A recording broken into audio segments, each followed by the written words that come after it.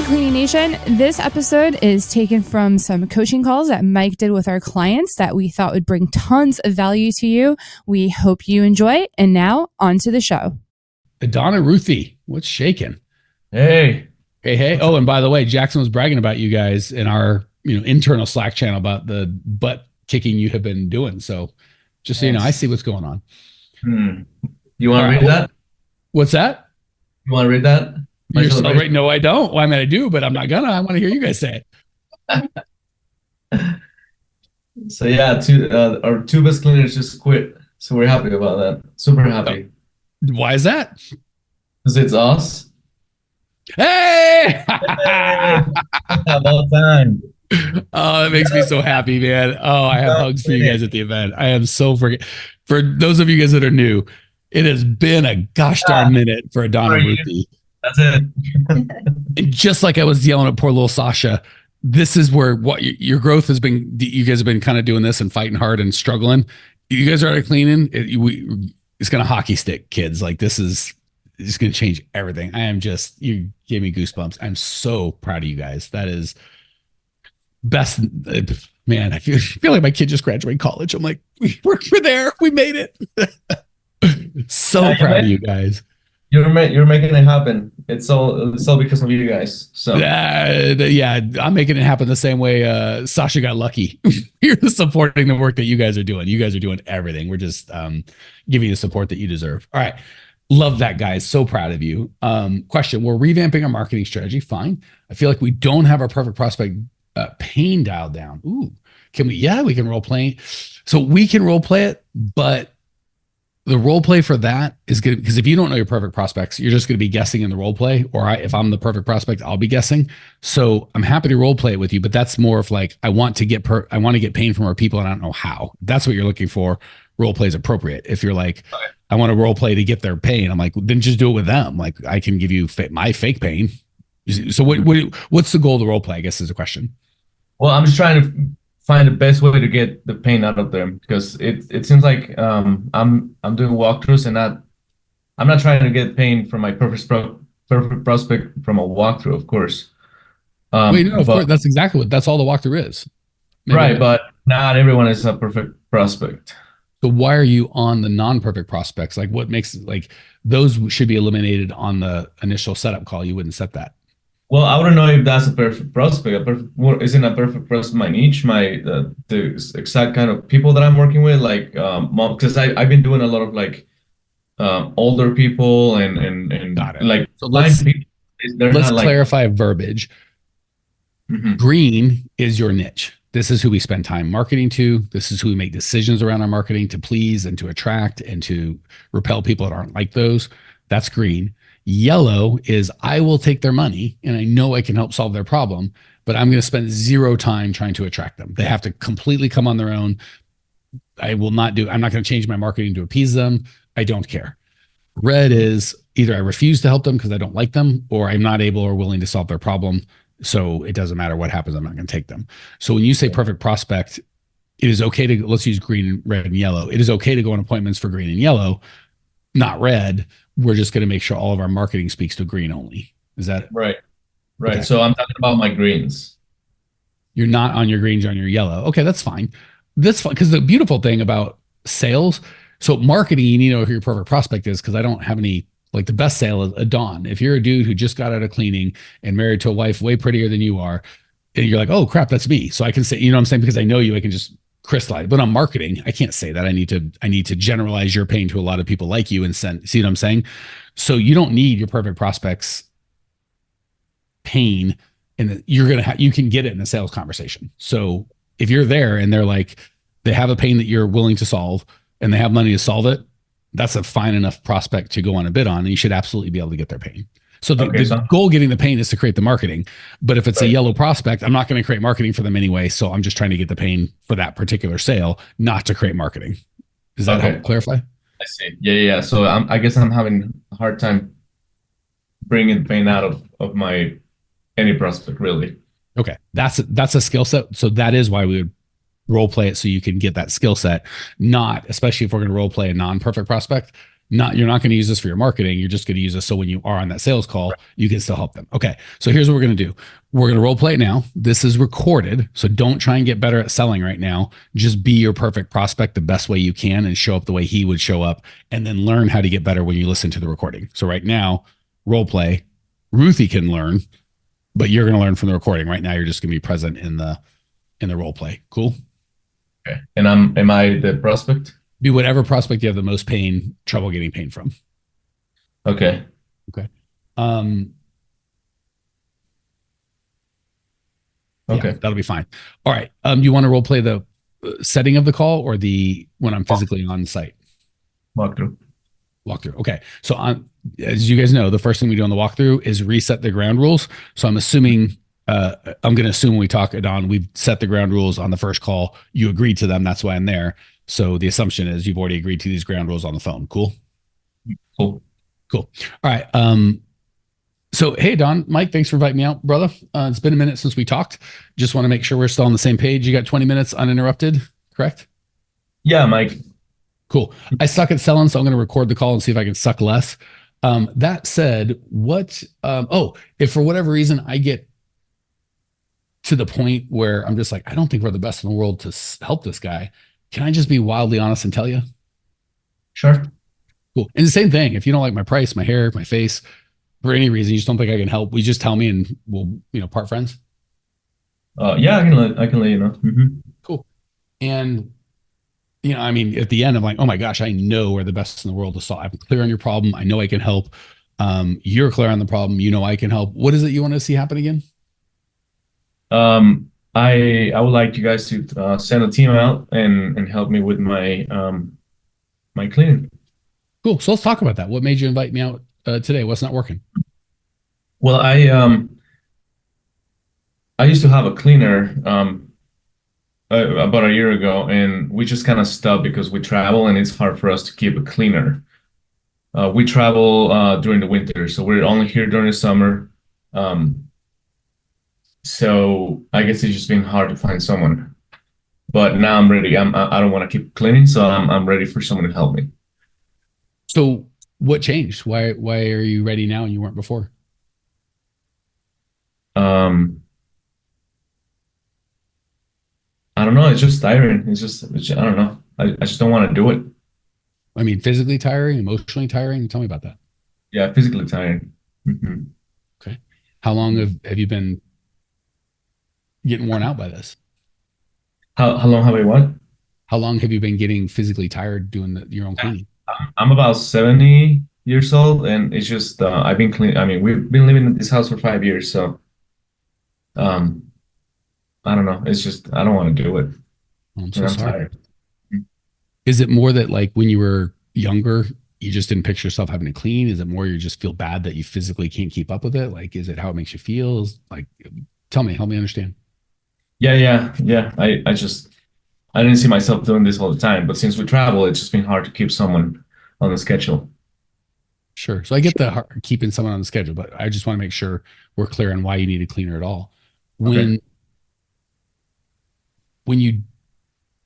it that you're able to keep up and that you're able to clean the house the way that you want, but it's just the physical cost is too much? Or is it's painful and tiring and you feel like you're not able to stay on top of it? Well, it's not that it's not very painful. I mean, we're in good shape. It's just tiring, and we never get to do it like all the way through, and we have to schedule, and we golf, so we really don't want to spend time doing that. And so you say is your wife cleaning with you? Yeah. How's that affecting her? How does she feel about all this? So we can role plays long, but we are in pain. Like he's telling I could go into when you did this whole, how long did you work so you could golf? 40 years. And how much golf is this cleaning costing you? How does your wife feel? Is it affecting you? How long has this been doing? If you don't fix it, what's going to happen? So same thing as in the training, we go back and forth in time. How long has this been hurting? What made you want to change now? If you don't get this fixed, what's going to be the cost later, side to side? Who else is it affecting? How's it affecting them? So we can keep role playing, but right. Let me tell you what happened. So this was a walkthrough I did yesterday. I didn't close them right away. I was actually ready to close them, and my phone died, which is stupid. But why were you Why were you on the phone, not in person? No. Like my phone, I was taking notes on my phone, and I was doing all okay. the on the phone, and all that. I need an iPad, of course. But you I, saw the whole thing I was doing. I didn't take any notes. Like, you don't need notes. Just talk to them. Just talk to the person. right. Well, the thing is that we got to the end, and they were kind of happy, but I couldn't give them the price right there and there, just because I didn't have my pricing sheet. You don't need your pricing sheet. Was it every other week? It's every 4 weeks actually, which I'm not taking that many, and I actually told her I'm gonna do every 2 weeks. So hold on, But you're changing. You're pulling up a bunch of problems, but we just have to get to the bottom of one. So the first problem is an important one. I can't get pain. All the other stuff is administrative. If they only want once a month, and you're not doing once a month, that should have been handled on the phone call, and you Right. just wouldn't have gone. The iPad, you shouldn't be doing any. You don't need any of that. If it's every other week, I'm like, great, we can get you on the schedule for $390. Okay. And maybe it should have been 420, maybe it should have been 370. What are we doing? Just give the guy a price. We can figure it out later.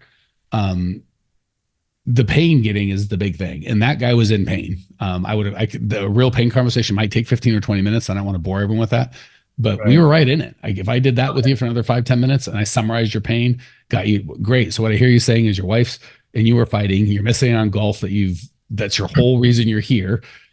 No matter how hard you work, you still can't say you're on top of it. And this is just the biggest problem you've got going on. Have I missed anything, or is that how you're feeling? Oh my God, that's how I feel. Great. How committed are you getting this solved right now? I'm 1,000% committed. Awesome. We get you on the schedule tomorrow. It's just $390 a month. Okay, cool. Easy peasy. Okay. No iPad needed, buddy. Right. And it's not because of that. Like, I feel like I didn't get enough pain out of them to be able to get them to commit. But then at the same time, I messed up with the whole, like, not being able to give them a price right there and then.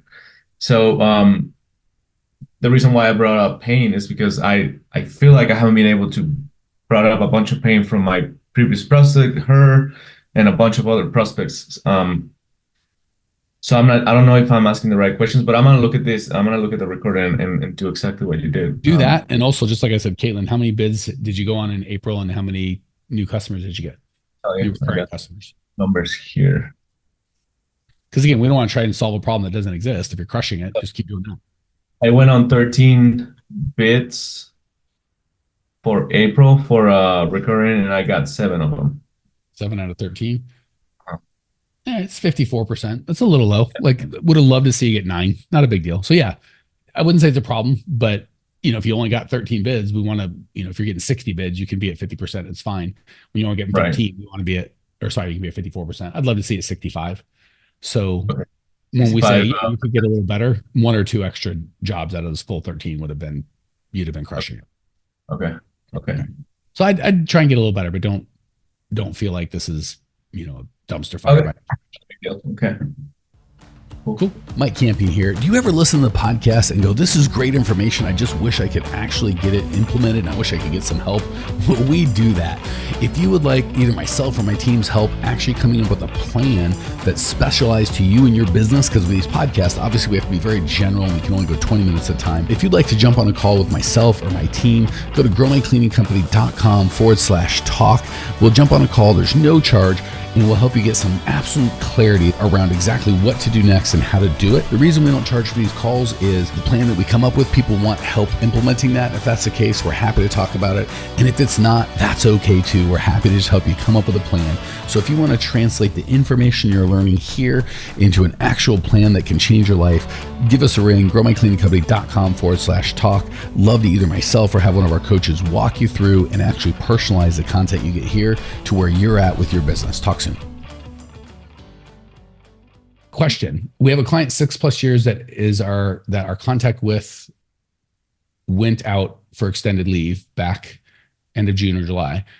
Customer happiness manager did check in right before she went out. No complaints as always. The morning after each clean since, the receptionist has reached out with complaints. I suspect she's on some sort of power trip. I share that suspicion. I sent an email to our contact her autoplay said she'd contact her instead. And it lists another lady or the receptionist. The question is, I plan to call the lady that's listed to find out if she's feeling the same way as the receptionist. Will it make it worse? Will the receptionist give extra? She's running the same pictures of a single crowd. Okay.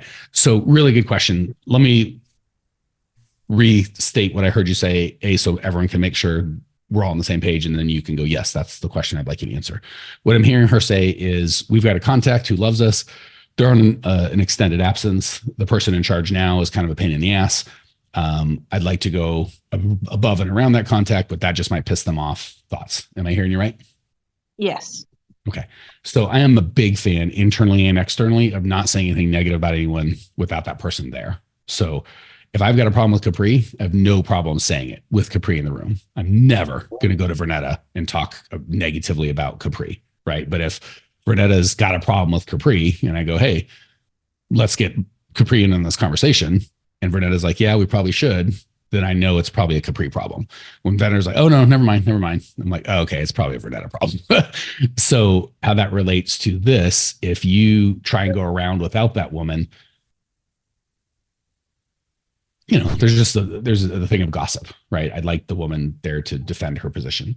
So I should say defend her position, but speak for herself, right? And not feel like I'm saying anything. It could be now, I won't do that positive, by the way. I will brag about Capri behind her back to Vernetta all day long. But if there's anything that could be even construed as negative, even if something's average or not negative or positive, I'm very careful, just so Vernetta is like, oh, well, because again, obviously Vernetta's going to, if Mike talks shit about Capri when I'm not here, what does he say about me when it's obviously, right? So anything less than even an average, even a non-positive or non-negative, I'm pretty sensitive about that. Positive, of course, you can talk behind anyone's back all day long. Negative or not positive, be very careful. So the way I would handle it, not saying this is the right way, I'm just telling you how I would do it. I would reset expectations with the receptionist and try and fix it that way. And if it doesn't work, I try and get her to have the idea, or at least understand, that the three of us, the receptionist, myself, and whoever her boss is or whoever the third party is, are going to have a conversation. So the reset would be not offensive. Danielle, I don't know what your problem is. Deborah and I have been working for years, and she's always happy, and you're complaining, and I don't know what you want from me. You can do that, but you'll probably get a result you're not pleased with. What I would do is go backwards. My fault. Hey, Danielle, I got to apologize. Deborah and I have been working together for years, and she's always been super happy. And I feel like I'm just upsetting you every goddamn day. And that's not fair to you. And I don't love it, but more importantly, I don't want to make you unhappy. So can I just be directly, honest and direct with you? You're going to almost always get a yes. Our commitment to Deborah, and if we need to renegotiate or figure out something new, let me know, because I don't want to make you, I don't want your company to be paying us to make me and you unhappy. I want me to be the best part of your day and your favorite vendor, not your least favorite vendor. So the deal, or what we had with Deborah, is we're going to come in and do a very good workmanlike job, and we're paying a certain price for that. We never, for any of our clients, offer perfection. We don't have a program. It's like, if you look, you will never find a piece of thing. And I guarantee you, you find one thing. If I looked, I could find 20. The problem is that would take not just 20% more time, it would take 7,000% more time and cost so many thousands of dollars. So I'm in a tight spot where I really want to make you happy. But what we've committed to is not perfection, because you couldn't afford it, and we don't have it just wouldn't be reasonable to do the manpower, but to have a really nice, clean, workmanly place. And that doesn't mean, it can look slovenly or crappy, or people should come in and feel bad or not clean, but perfection is certainly not a service we offer, or even one that you're paying for. So I'm kind of confused as to how you think would be best to go forward. And she's either going to take some version of, you're right, that's an unreasonable expectation, I'll stop it. Or, well, I don't know, you guys just need to get better. And then I go, gosh, I feel like we're getting some outside help here. Because far be it for me to tell you you're wrong, because you're the customer. But I certainly can't just unilaterally do double the work, or, double up on stuff without some sort of permission from somebody. I'm not saying you're not authorized to give that. I just want to make sure we're all on the same page. So why don't we bring in Jessica, or whoever your third party is, and maybe the three of us can get a plan put together. I like that. Okay. And this is recorded. So if you're like, God, that makes sense when he said it, but then I forgot when you can hear it again. That's what I was thinking too. Energy. So do you hear the energy's not, right. I'm confused and I just need help getting sorted out. Yeah, absolutely. Yeah. I like it a lot. And if I could have your pregnant body as a girl, oh my gosh, they would do anything they wanted from me. There's a big smelly dude having to say that. I got to work really hard to get him on my side. Is a sweet pregnant lady. Good Lord. They're not going to give you any shit. You'll be fine. Just go talk to her. Yeah. I'll try. I'll have to try to do it myself because my client happiness manager is pretty new. Like she had just started like about when our contact went out. And so she did like a check-in before she left and stuff. But I just want to, because I have the relationship there, like I feel like I need to do it this time. You know what I mean? Also to demonstrate to your customer happiness manager. So that is a skill she does not possess now, but you can demonstrate for her. And the cool thing is once she sees the owner doing it, she's like, well, if the owner can swallow her pride, it's hard for her to get all puffed up and be like, I'm not going to put up, because good employees are proud of the company and they'll fight for it. They're like, hey, that's not fair. We do a good job. We give a shit. Like they don't, you know what I'm saying? Which is a good instinct, but you've got to channel it in a healthy way. So when I had my car dealership, which was of all the companies, well, construction's tough too. I've had several companies where customers would get angry with us for things that, like, car dealership's a perfect example, because like the car worked and we've been through it and it was in good shape when we sold it, but they're made of like machines that break down, and people come back 2 weeks later and like the transmission broke. I'm like, well, we don't have a goddamn crystal ball. Like it's not like we knew, oh, it's just about to break, we'll scam them. Like if we knew it was going to break, we'd have fixed it, but it was, you know, that's just not how it works. So when people would get to me, it would have been after 2 or 3 or 4 conversations with other people in the team. And the way I would do it is, because, you know, car business is a lot on words and referrals and blah, blah, blah, blah, blah. So, hey, Danielle, whatever you want, we're just going to do it. That's my high pressure negotiation tactic. So whatever we need to do to make you whole, if it's within my power and reasonable, I'm going to do it. So the answer is yes. Now, how can I help? Because all the other employees would be like, well, if they got to me, because my employees were good, they lied, they had cheated, they were trying to screw us. They were like, it's not like they were being sweet. My employees were a-holes. They were being shitty, and my employees responded in shittiness. So when I just said, you win, I lose. Here, I'm going to lay down. Here's my belly. You can step on it. Rarely would they step on it. They would be like, well, hold on, to be fair. And they start selling me on, well, that's not reasonable. And they'd start being reasonable. So I would tell my employees, I'm just going to give them whatever they want. So instead of you saying no 7 times and giving them rip shit before they talk to me, just tell them yes. And at the end of the day, it was always like, God, who's our Donna, I think, was our controller. Hey, Donna, Danielle's not happy. Can you get me a cashier's check for whatever she gave us? And I'll just take the keys, Danielle, we'll get you on your way. So that was always and you'd be shocked at how quickly, well, hold on, blah, blah, blah, blah, blah, blah, blah, blah. So it was frustrating because I would tell the employees that, and it got less and less, but I'd still get one of those conversations every 2 months. And I'm like, why would I ever have this conversation? I'm going to tell you what I'm going to do.